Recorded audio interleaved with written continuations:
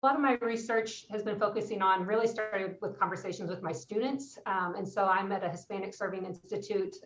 More than half of our students are eligible for Pell Grants. You know, I go into a classroom of 30 students. There might be like one white female besides me and no white men. Like that's honestly my common experience.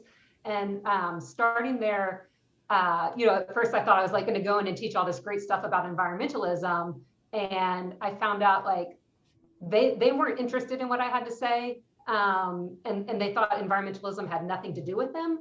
And yet they're doing all of these things that are very, very, you know, eco-friendly. So early on, I do these assignments that I stole from our ISSRNC colleague, Whitney Bauman, these ecological footprint journal assignments where they, you know, do something and then reflect on it. So we do this one doing a carbon footprint calculator.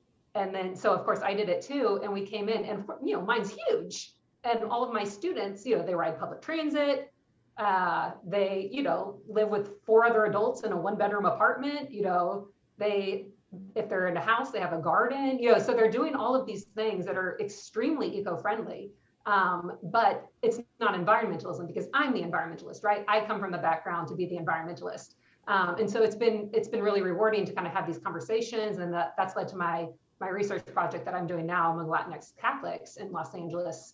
So yeah, there's tons of stuff. And when I go in, I would do focus groups and not divulge that I was interested specifically in the environment. I would say I was interested in Catholic values in daily life, and, you know, all kinds of stuff about, you know, not wasting food, just kind of respecting the things you have. Respect is a word that comes up over and over and over again. And so these are all communities for whom, you know, environmentalism is not a thing. And I've had arguments with students like, because, oh, I recycle, the student will say, I recycle, you know, because we do it for the money. That's not environmentalism, right? So there's this kind of idea that environmentalism has to have these pure intents. And if we're doing it for some other reason, then it's not environmentalism.